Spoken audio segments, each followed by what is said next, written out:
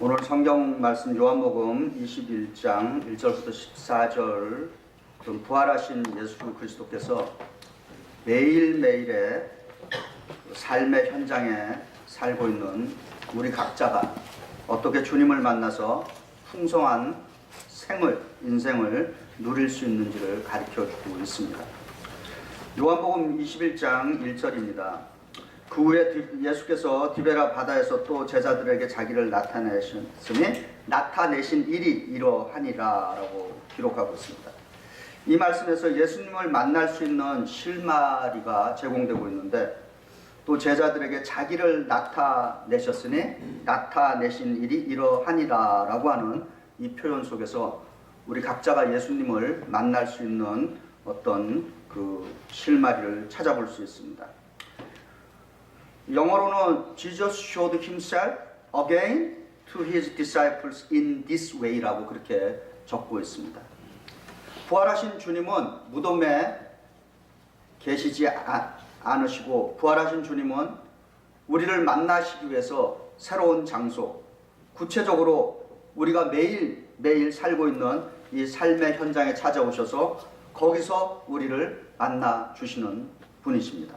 오늘 이 아침 서기 30년경에 부활절 이후에 지금 우리가 살고 있는 이 시기를 포스트 이스터 시즌이라고 말하고 있습니다.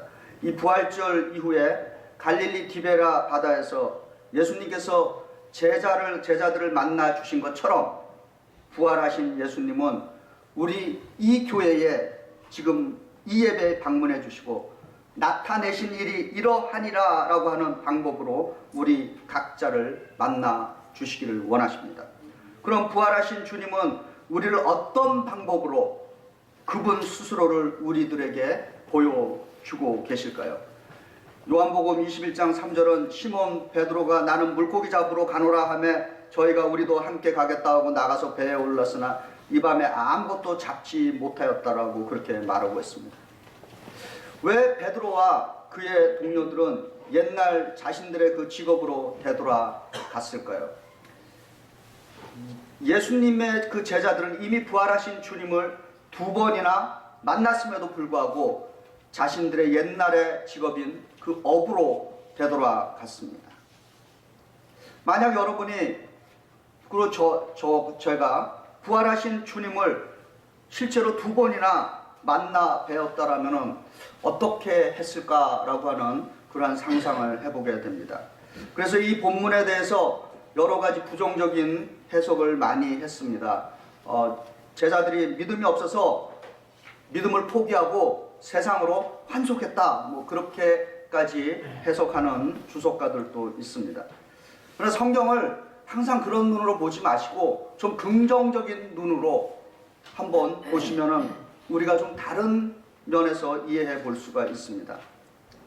종교개혁자 마틴 루터는 부활하신 주님을 직접 2번씩이나 만난 제자들이 디베라 바다로 고기를 잡으러 간 이 이상한 행동에 대해서 이렇게 말씀을 풀이했어요. 우리가 부활한 주님을 만난다는 것은 우리들의 평범한 일상생활을 포기하는 것을 말하는 것이 아니라, 오히려 부활하신 주님을 만난 사람들은 매일매일의 생활에 더욱 신실하고 충실해야 한다라고 그렇게 풀이했던 것입니다.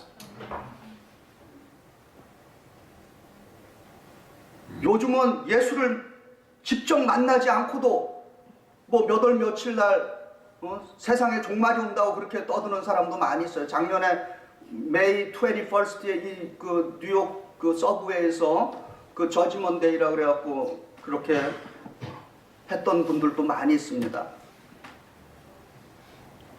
실제로 예수를 만난 분들에게는 이 현실의 삶이 너무도 고귀한 것입니다. 이 삶을 포기하는 것이 아니라 이 삶에 더욱더 신실해져야 된다는 것입니다. 그래서 그들은 다시 예전에 우리가 생각할 때는 자신들의 사명을 포기하고 돌아간 것 같지만 그것이 아니라는 것입니다. 또한 베드로와 그의 동료들은 밤새 수고했음을 보여주고 있습니다. 우리식으로 얘기했을 때 오버타임으로 일을 했다는 것을 알 수 있습니다. 그러나 아무것도 잡지 못했습니다. 베드로와 그의 비즈니스 파트너들은 엄청난 기대를 하면서 일을 시작했을 겁니다.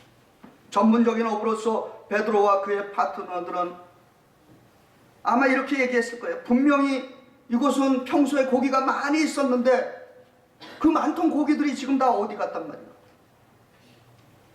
베드로와 그의 동료들은 몹시 지쳐 있습니다. 배도 고프고 있고 정신적으로 실망하고, 그런데 어느덧 저 티베리아 바다의 아침이 밝아오고 있습니다. 그래서 요한복음 21장 4절과 5절에 말합니다. 날이 새어갈 때 예수께서 바닷가에 서 계셨으나 제자들이 예수인지 알지 못하는지라. 예수께서 얘들아 너희에게 고기가 있느냐 대답하니까 없나이다 그렇게 대답했습니다. 제자들이 지금 이 대답하는 이 내용이 사실입니까? 그들의 대답은 반쪽의 진실만을 갖고 있는 것입니다. 고기는 가까이 있었던 것입니다. 우리는 이민 생활 속에서 또 자기의 잡에서 또 유학 생활 속에서 좀 성공적인 삶을 살기를 원합니다.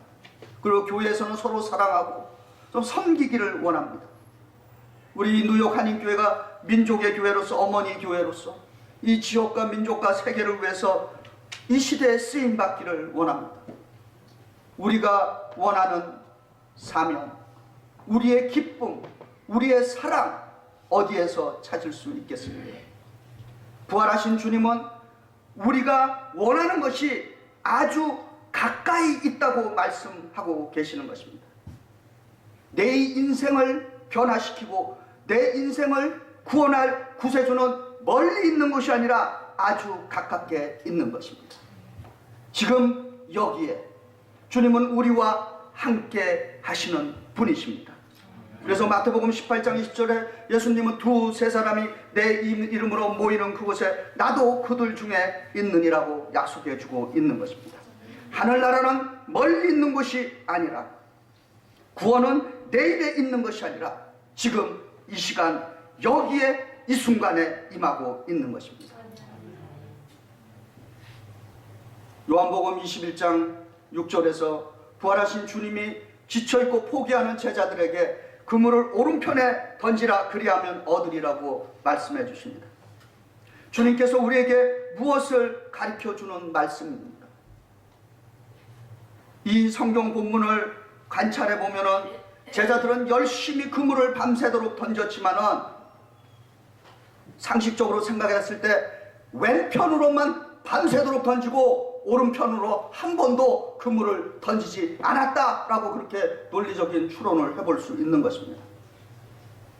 다른 말로 주님께서는 오른편으로 그물을 던지라라고 하는 이 말씀 속에서 좀 내 인생의 그 변화를 한번 좀 주어보라라고 하는 그러한 메시지가 담겨 있는 것입니다. 우리는 많은 경우에 방법을 바꾸지 않아서 실패하는 경우가 많이 있습니다. 예배에서 좀 은혜를 받고 이 교회에 오는 것이 좀 보람된 시간이 되고 가치 있고, 아 예배가 인생에서 가장 중요하구나 라고 하는 것을 알기를 원하시고 체험하기를 원하신다면 좀 더 일찍 와야 되는 겁니다. 그래 좀 더 일찍 와서 미리 앉아서 묵상 기도하시면서 또 뜨겁게 찬양하면서 진심을 다하고 전심을 다하고 전력을 다해서 한번 예배 드려보시기 바랍니다. 분명히 여러분에게 필요한 은혜를 체험하게 될 겁니다.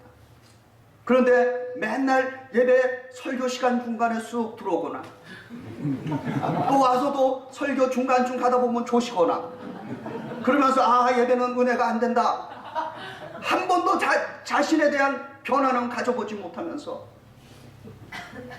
제자들은 밤새도록 그물을 왼편으로만 던졌지 오른편으로 던질 생각을 못했다라고 하는 것을 짐작해 볼 수 있는 것입니다. 21장 6절에 말합니다. 그물을 배 오른편에 던지라 그리하면 얻으리라 하신대 이에 던졌더니 고기가 많아 그물을 들 수 없더라. 그리하면 얻으리라 라고 하는 이 원어는 유리스코라고 하는 그리스어인 것입니다. 유리스코, 발견하다라고 하는 뜻인 것입니다. 아르키메데스가 목욕탕에 들어갔다가 물이 넘치는 것을 보고 질량의 법칙을 발견했을 때 유레카라고 소리를 질렀던 것입니다. 아르키메데스는 그 히에론 왕의 그 왕관을 물속에 놓고 넘치는 그 물의 양을 측정해서 그 속에 든 금과 은의 비율을 알아낸 것으로 유명합니다. 이 이야기는 후대에 덧붙여지고 해서 극적인 일화로 변했지만은 목욕탕에 몸을 담갔다가 물이 넘치는 것을 보고 아이디어를 얻은 이 아르키메데스가 너무나 기쁜 나머지 벌거벗은 채 목욕탕으로 뛰어나서 유레카, 알았다, 발견했다 라고 소리치며 뛰었다는 것입니다. 우리 믿음의 사람들에게 있어서 인생은 우리가 만들어내는 것이 아니라 우리의 믿음의 사람의 인생은 이미 주의 풍성한 것이 주어져 있다라고 하는 것입니다. 거기에 이미 있었다는 것입니다. 우리의 할 일은 주의 성령의 능력으로 그 풍성한 은혜를 발견해내는 것입니다. 만드는 것이 아닌 것입니다. 창조하는 것이 아닌 것입니다. 영원부터 있었고 과거에도 있었고 현재에도 있었고 앞으로도 있을 그 은혜를 발견해야 하는 것입니다. 우리가 지금까지 같은 것을 반복해서 제자들처럼 그물을 왼편으로 던져 오면은 우리들은 계속해서 피곤하고 지치고 실패를 경험하게 될 것입니다. 지금쯤 우리 교회도 우리 각자의 인생에도 한 번쯤은 방법을 바꿔 보시는 것이 어떻겠습니까? 요한복음 21장 11절은 그물을 오른편에 던졌더니 잡힌 고기의 수가 정확히 153마리라고 기록하고 있습니다. 이 153마리에 대한 물고기에 대한 풀이도 기독교 역사를 통해서 별의별 해석들이 다 나왔던 것입니다. 최근에 북한에 대해서 3대째 북한 정권을 세습하고 있는 그 김씨 일가가 숫자를 갖고 미신 정치를 해왔다라고 신문에 나왔어요. 그 김씨 일가가 좋아하는 숫자가 있답니다. 어떤 숫자를 좋아할 것 같아요? 9자를 좋아해요. 9자. 국가 정책을 결정하는데 이 숫자에 의존을 했는데, 예를 들어 지금 3남매 중 막내인 김정은을 후계자로 삼은 것도 그 생일이 1월 8일이래요. 그러니까 1 더하기 8은 9자라는 거죠. 그리고 김일성은 이 구의 발음을 좋아했다는데 금태두를 구자가 있나 보죠. 어쨌든 금태두를 구에 자신의 성자인 그 김씨가 들어가 있기 때문에 이 구자를 좋아한답니다. 그래서 북한의 그 창건일이 며칠인 줄 아십니까? 9월 9일이에요. 그리고 자신의 그 경호부대 호위사령부 명칭도 963 부대라는 것입니다. 963.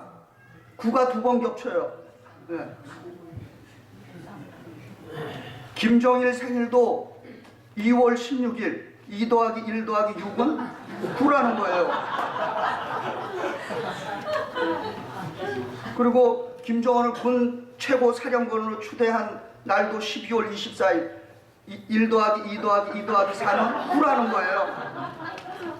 그리고 당 비서 총서기로 추대한 것도 10월 8일 1 더하기 8은 9. 그렇게 9를 좋아한다는 것입니다. 이거를 우리가 뉴머랄러지라고 그 성경에서는 얘기하는 거예요, 영어로.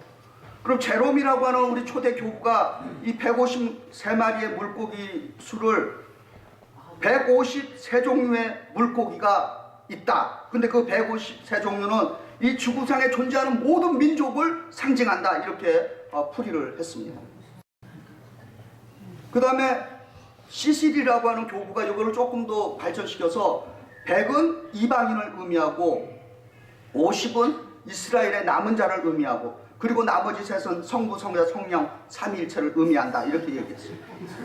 그랬더니 우리 기독교 사상에 아주 유명한 성 어거스틴이 또 어떻게 풀이를 했냐면은 10과 7이라고 하는 숫자를 다 연결해서 10은 구약의 십계명을 나타내고 7은 성령의 7가지 은사, 이사야 11장 2절부터 3절에 그 성령의 7중 은사가 이렇게 기록되어 있어요. 그 외에 여호와의 영, 곧 지혜와 총명의 영이요 모략과 재능의 영이요 지식과 여호와를 경외하는 영이 강림하시느니 그가 여호와를 경외함으로 즐거움을 삼을 것이고, 여기에 근거해서 성령에는 7중 은사가 있다고 해석을 했어요. 그래서 구약의 십계명과 성령의 7중 은사 이걸 합하면 17이 되는데, 이 17이라는 숫자를 1 더하기 2 더하기 3 더하기 해갖고 17까지 다 더하면은 그 숫자가 153이 나온다는 것입니다.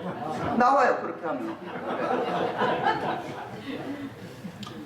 그래서 저도 한번 가감하게 해석해 보려고 합니다. 비슷한지 한번 들어보세요. 10은 100은 완전 숫자입니다, 성경에서.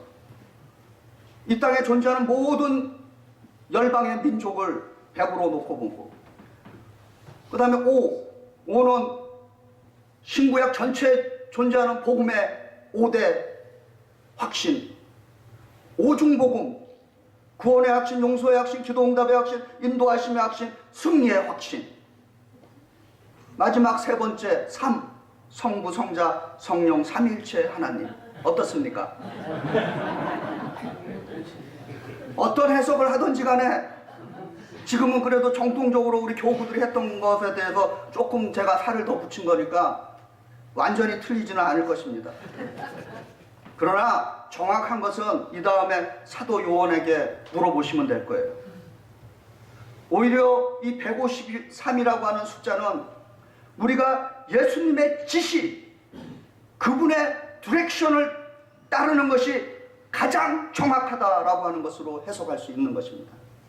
주님이 가르쳐 주시는 그 방법대로 주님께 순종하고 따르면 그 인생에 실수가 없고 그 인생에 정확성이 있고 그 인생에 풍성함이 임한다라고 하는 말씀인 것입니다.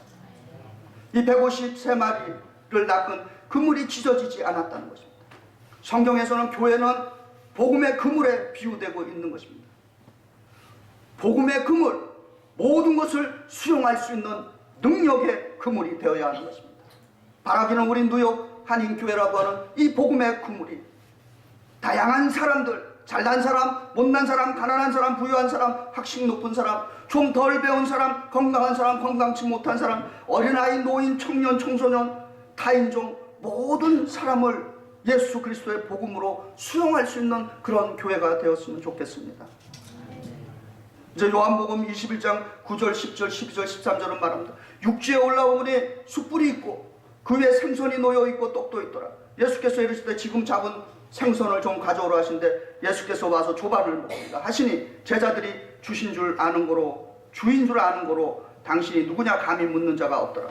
예수께서 가져가서 떡을 가져다가 저희에게 주시고 생선도 그와 같이 하십니다. 예수님은 제자들을 물가로 제자들을 인도했고 이제 제자들은 물가에서 다시 불가로 옮겨졌습니다. 물과 불은 우리들의 삶에 가장 필요한 것들인 것입니다. 영적으로 물은 모든 죄를 씻어주며 모든 것을 회복시키는 능력이 있는 것입니다. 불은 성령의 역동적인 파워를 의미하는 것입니다. 이 교회에 예배드리러 오실 때, 그리고 주의 교회를 섬길 때 회개의 눈물로 죄를 씻고 인생이 회복되며 성령의 불로 능력을 체험하시기를 주의 이름으로 축원드립니다. 준비된 아침 식사, 제자들이 잡아서 예수께 드린 고기, 모든 것이 부활하신 주님께서 친히 준비해 주신 것입니다. 우리가 매일매일 먹는 일용할 양식, 우리들이 수고한 것이 아니라 주님께서 마련해 주신 것입니다. 제자들이 예수께 드린 그 고기도 주님이 그 지시한 대로 해서 잡은 물고기인 것입니다. 주님의 지시로 제자들이 잡은 고기를 주님께 달라고 합니다. 주님은 우리가 가진 것을 주님께 다시 바치기를 원하십니다. 주님은 우리들의 순종, 충성, 헌신, 봉사, 희생을 바치기를 원하는 것입니다. 예수 그리스도께서 그의 그 십자가의 보혈의 핏값으로, 그리고 순교자의 그 핏값 위에 세워진 이 교회는 성도들의 기도와 눈물과 순종과 충성과 헌신과 땀과 희생과 사명과 비전을 먹으면서 성장하고 성숙하고 열매를 맺게 되는 것입니다. 내가 가지고 있는 것, 지금의 나는 모두가 예수 그리스도의 은혜이심을 깨달으시기를 축복합니다. 사도 바울은 고린도전서 15장 10절에서 나의 나 된 것은 하나님의 은혜로 된 것이라고 고백하고 있는 것입니다. 내 인생의 모든 것은 주님에 의해서 기적적으로 우리 각자에게 주어진 것임을 깨달으시기를 축복합니다. 우리가 웃으면 엔돌핀이 솟는다 그러는데 이 웃음보다도 더 강력한 엔돌핀은 깨닫는 자에게 주어지는 것입니다. 깨달음은 웃음보다도 더 강한 엔돌핀을 우리에게 주는 것입니다. 우리 각자가 참 힘들고 잔인하고 힘든 인생에 맞서서 살아갈 때 그 현장에 주님은 우리 가까이에 계시는 분이십니다. 그리고 지금까지 살아온 방법을 한번 좀 바꿔보시기 바랍니다. 변화는 두려울 수 있습니다. 그러나 그 변화가 주는 흥분과 모험이 있는 것입니다. 주님의 지시를 따르면 우리는 감당할 수 없는 백없이 사해말이라고 하는 물고기의 그 무게만큼 육중한 주님의 풍성한 은혜를 경험하게 될 것입니다. 그리고 모든 것은 주님의 은혜로 우리에게 주어진 선물인 것을 감사하시고 그 주님의 은혜가 있는 것, 그것을 성령의 능력으로 발견함으로써 하루하루의 삶의 현장에서 신실하고 헌신적으로 사시면서 주의 복을 누리시기를 주의 이름으로 축원드립니다. 기도하시겠습니다.